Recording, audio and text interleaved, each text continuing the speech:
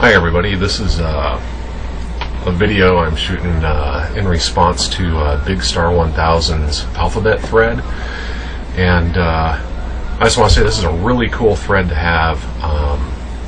It's also a very effed up thread, and I mean that in good humor, because to go through your collection and have to choose only one from each alphabet letter is really tough. I found that pretty much M through S, maybe T, was just so difficult. Anyway, I'm going to roll through these 26 real fast, and how I kind of looked at this was if my record collection were to go away and I was told I can only keep 26, these are the ones that I chose, and it was really tough. O was another letter that was just really tough, because when you have a wide array of genre that you listen to, it gets really tough to choose in that area. When people ask me about my collection, I tell them it starts with ABBA, and it kind of ends with Zappa. Of course, there's some before and after that, but that just kind of gives people an idea of my range. But I'm a huge heavy metal fan, and that's probably my first and foremost love. But anyway, I'm going to go through these, and I may give a little brief history on certain ones and maybe not on others, but anyway, here goes. So letter A. My freshman year of high school, I was absolutely obsessed with this individual. My bedroom was plastered, ceiling, walls, closet doors, everything with material from this man. I really truly idolized this guy. Probably idolized this person more than anybody else in my life. When it comes to not so much a band, but as himself as a whole. And that would be Adamant, or in this case Adam and the Ants, Kings of the Wild Frontier. This is the album right here, and this one is a UK edition. This is one of those albums where you have multiple copies of. This is one for me. Adam and the Ants, Kings of the Wild Frontier, and this one has the cool Adam and the Ants catalog that came inside of it, and it's just got all kinds of cool ant stuff in there. But so for A, Adam and the Ants, Kings of the Wild Frontier. Okay, moving on to B. This was another hard area for me, because you have stuff like Black Sabbath, things like that. But there's one album that just really is very close to my heart, and as this band goes, most fans of this band consider this probably one of their weakest albums. But for me, as a whole album, I just absolutely love this album. And if you haven't listened to it, listen to it now, and listen to it with a different ear. But it's Blue Oyster Cult, Club Ninja. I truly love this album. It's by far probably in my top 2 favorite Blue Oyster Cult's albums. Okay, on to C. Now, this was actually a pretty easy one for me, because this album, once again, this goes back to my freshman year of high school, and I used to go see these guys in Hollywood for pennies on the dollar before they were really, really big. And this is one of those bands that I discovered when they were really young, and got to watch them become very popular and very famous. But this album is by far one of their best, and by far one of my favorites. And it's The Cure, Faith.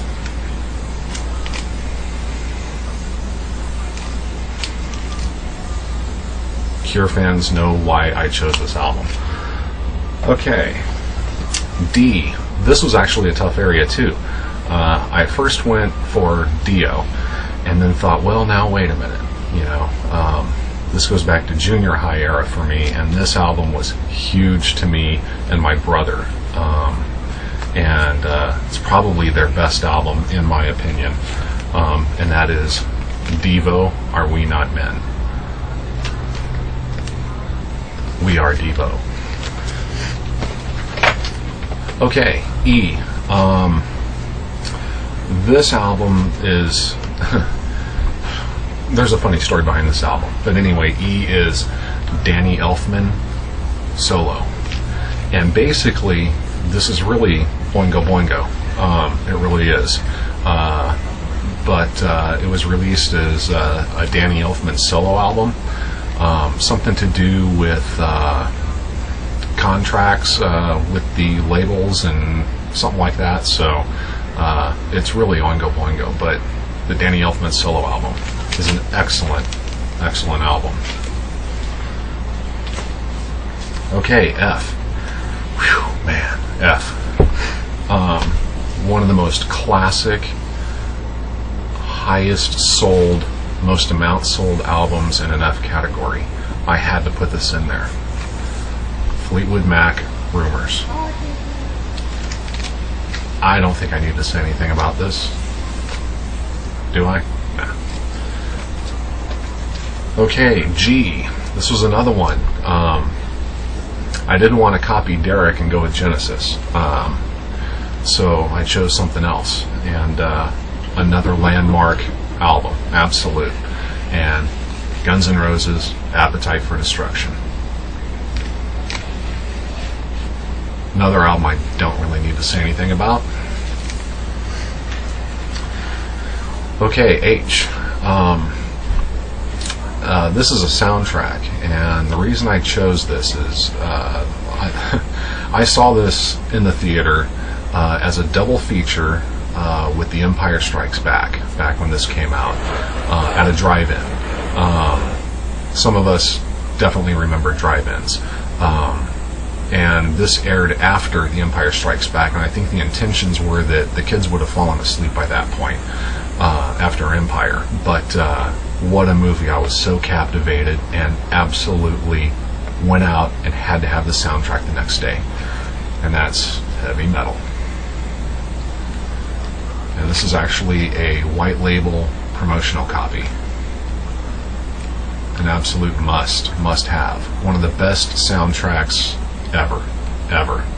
The bands that collaborated on this are just, it's a who's who of hard rock and metal. Okay, I. The letter that was absolutely, no question, easy letter.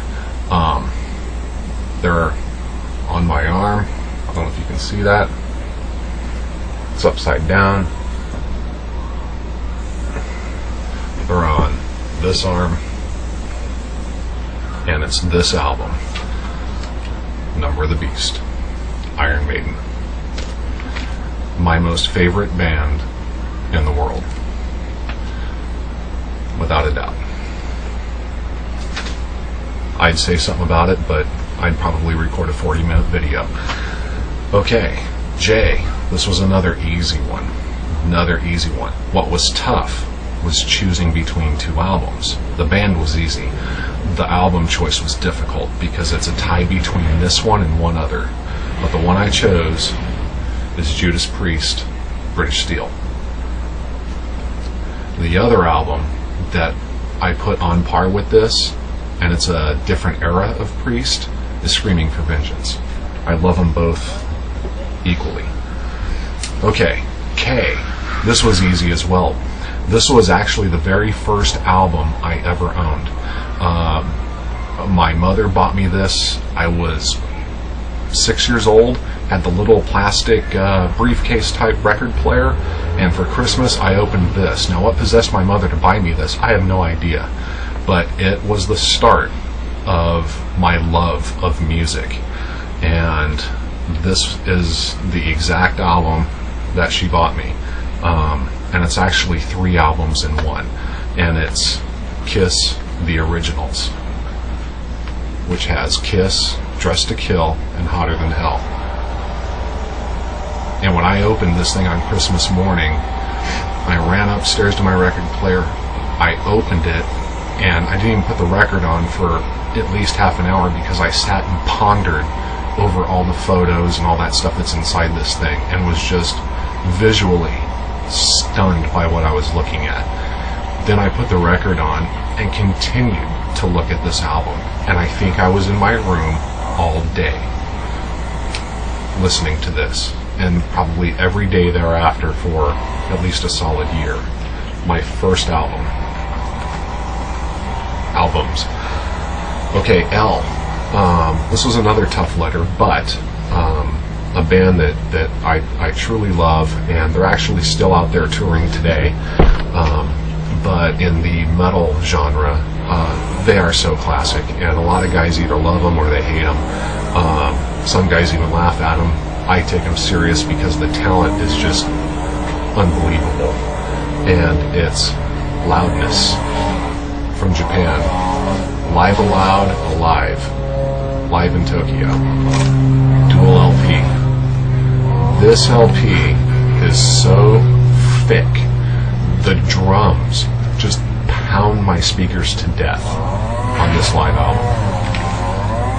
Loudness. M. This was another tough letter. You got Metallica, Merciful Fate, even softer stuff like Manfred's Man. There's so much stuff, but one album really, once again, so near and dear to my heart. And this band is so good. They always have been all through their career. They are just so tight, so good. And the original lead vocalist for this band has such an original voice. I can't say enough about these guys. Absolutely one of my favorite bands. And that's Marillion. And this is Misplaced Childhood, which is by far my favorite album. I love this band. Okay, N. Some people might file these under I'm running out of time. Part 2. Okay, part 2. Sorry about that, guys. My battery was dying and flashing its light at me. So here we go. Continuing on. Okay, so N. A lot of people would file this under T. Maybe, I don't know, but me it goes in N because it's all about the man behind it, and that's Gary Newman, and this is Two-Way Army, the self-titled first album. Love this album. Gary Newman. Okay, O, this was really tough too. I mean, there's so many titles that were in O that were all equitable as favorites for me, and I just pulled one at random out of the stack of many that I would have chosen, and that's Boingo Boingo, Dead Man's Party. And I love the early Boingo as well, but this one is a whole album. I just absolutely love this album. Okay, P, probably, maybe my most favorite album in the world. Out of everything I own, this would be my most favorite album ever. Don't need to say much about it. Pink Floyd, The Wall. I know a lot of people consider Dark Side of the Moon to be the best album. To me, it's The Wall. Okay, Q. Show you what I got. Queen, Jazz. Excellent album. You know it. R. I don't know. This may be up there with The Wall. I may have spoken too soon. Definitely one of my top 3 bands, without a doubt. Rush, Moving Pictures. A lot of these choices, there's not much to say, because you guys know them. S. Another one of my, maybe this is number 2 favorite band. Maiden being number 1, Pink Floyd being number 3, these guys are number 2, and that's Styx. Grew up with Styx, and this is The Grand Illusion. Okay, T. That's another tough area, but I chose this. I absolutely love this album. It's the band's best, and there's so many fond memories that I have with this album. And it's Tears for Fears, The Hurting. Pale Shelter, Mad World, Sucker the Children, their best. Okay, a lot of people may not know this band. This band came out in the 80s, and they're kind of a new wave band with an Old West kind of twang to them, and an Old West cowboy look and everything. Definitely something that was original, and I love add more. But the band is called The Unforgiven, and this is the self-titled album, and it was their only album, unfortunately. But if you've never heard them, check them out. V, no introduction needed. Van Halen 1. W, another new wave band from the 80s that had a kind of a more of like an Arizona tumbleweed type sound, and their early stuff is really just incredible. But this album, I really love this album, so much so that I need to get a better copy because I've worn this one out. I've had this copy since high school, but I love it. It's Wall of Voodoo, 7 Days in Sammy's Town. And this was after Stan Ridgway left the band and Andy Pryboy became the lead singer. But I love this album, absolutely love it. X. There's so many choices in X too, and I actually chose a 12-inch single instead of a whole album, because the song just I just love the song, and it may be cliche, and it's probably their biggest hit and everything else, but the 12-inch of XTC, Dear God.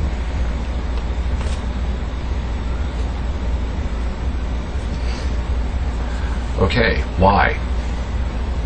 Number 4 favorite band. Yes, Fragile.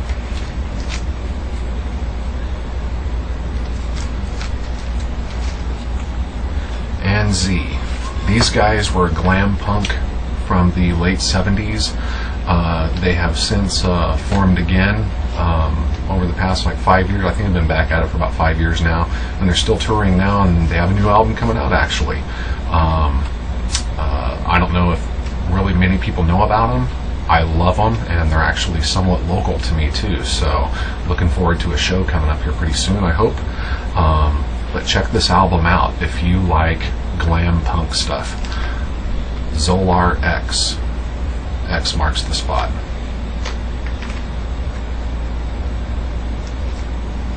Kind of Star Trek alien sci-fi glam punk. Great stuff, man. Great stuff. Zolar X. And that's Z. And that wraps me up. Thanks everybody for watching.